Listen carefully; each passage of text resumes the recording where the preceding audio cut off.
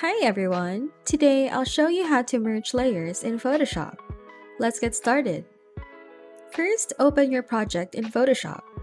In the Layers panel, select the layers you want to merge by clicking on the first layer while holding down the Control key and clicking on the additional layers.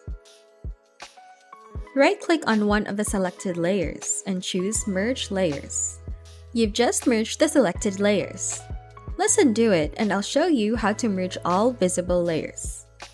Right-click on any image layer and select Merge Visible. You've just merged all visible layers. Let's undo it again and I'll show you how to merge all layers into a single background layer. Right-click on any layer and then select Flatten Image. That's it! You've just learned how to merge layers in Photoshop.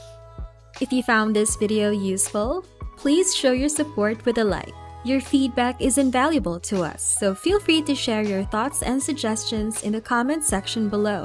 We're eager to hear from you.